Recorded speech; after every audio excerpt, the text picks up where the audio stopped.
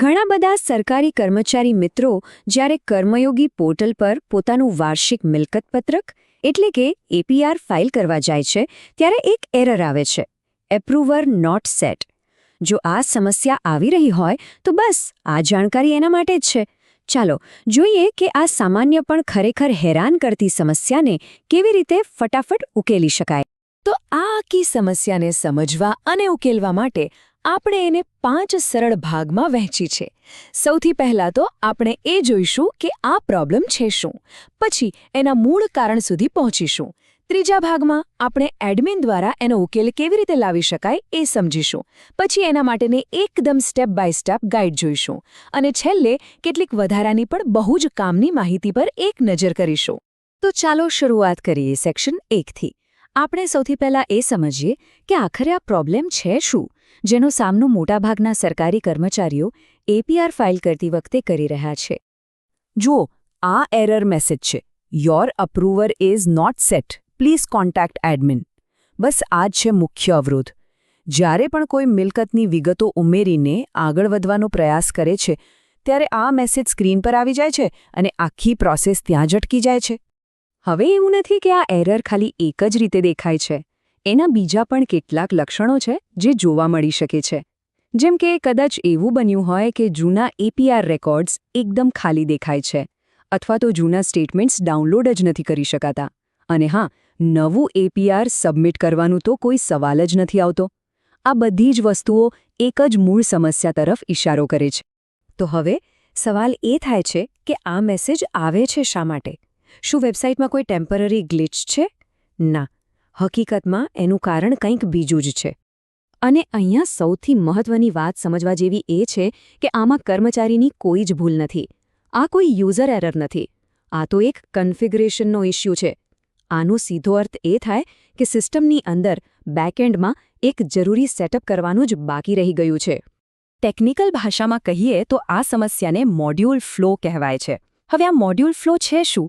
સરળ શબ્દોમાં સમજીએ તો આ એક ડિજિટલ રસ્તો છે જે નક્કી કરે છે કે એપીઆર હોય, એલટીસી હોય કે બીજું કોઈ સબમિશન હોય, એને મંજૂર કોણ કરશે. તો જ્યારે પેલી એરર આવે છે એનો મતલબ એ છે કે કર્મચારીના અકાઉન્ટ માટે આ મંજૂરીનો રસ્તો એટલે કે આ મોડ્યુલ ફ્લો બનાવવામાં જ નથી આવ્યો. સારું, તો હવે આપણે કારણ તો બરાબર સમજી ગયા છે. તો ચાલો હવે સીધા એના ઉકેલ તરફ આગળ વધીએ અને જોઈએ કે આ સમસ્યાને ઠીક કઈ રીતે કરી શકાય. અહીં એક વાત એકદમ સ્પષ્ટ કરી લેવી જરૂરી છે. આ સમસ્યાનો સમાધાન કર્મચારી જાતે નથી કરી શકતા. આનો ઉકેલ ફક્ત અને ફક્ત એડમિન અધિકાર ધરાવતી વ્યક્તિ જ લાવી શકે છે. અને મોટાભાગના કેસમાં આ એડમિન એટલે તાલુકા પ્રાથમિક શિક્ષણાધિકારી એટલે કે ટીપીઓ.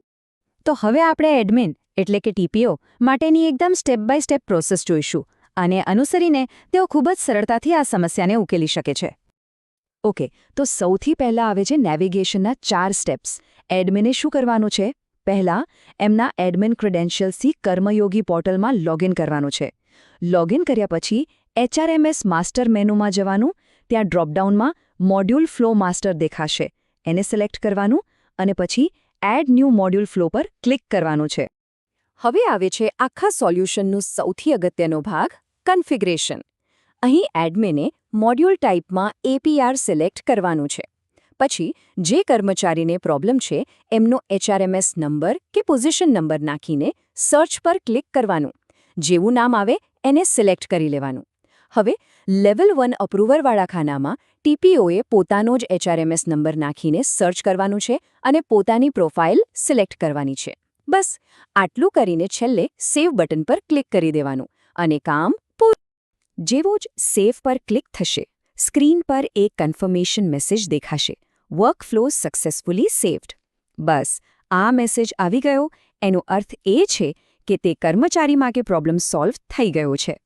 ચાલો હવે આપણે આખી વાત પૂરી કરીએ એ પહેલાં કેટલીક વધારાની પણ બહુ જ કામની ટિપ્સ પર એક નજર નાખી લઈએ. આનાથી કર્મયોગી પોર્ટલ પર કામ કરવું વધુ સરળ બની શકે છે. જુઓ, આ જે મોડ્યુલ ફ્લો સેટ કરવાની પ્રોસેસ છે એ ખાલી એપીઆર માટે જ નથી. જો એલટીસી, પાસપોર્ટ માટે એનઓસી કે પછી ફોરેન વિઝિટ માટે એનઓસી લેવાની હોય તો એના માટે પણ આ જ પ્રોસેસ લાગુ પડે છે. અને હા, એક નાની પણ મહત્વની લોગિન ટિપ. અત્યારે પોર્ટલ પર લોગિન કરવા માટે ઓટીપીની જરૂર નથી પડતી. ફક્ત HRMS નંબર અને પાસવર્ડથી પણ સીધું સાઇન ઇન કરી શકાય છે. તો બસ આ સાથે APRની મંજૂરીનો આખો રસ્તો હવે એકદમ સ્પષ્ટ થઈ ગયો છે. હવે જ્યારે ખબર છે કે ઉકેલ શું છે અને કેવી રીતે લાવવાનો છે, તો પહેલું પગલું શું હોવું જોઈએ? સ્વાભાવિક છે કે આ જાણકારી સાથે કર્મચારીઓ પોતાના એડમિનનો સંપર્ક કરીને આ સમસ્યાને ફટાફટ ઉકેલાવી શકે છે અને પોતાની ફાઇલિંગની પ્રક્રિયા એકદમ સરળતાથી પૂરી કરી શકે છે.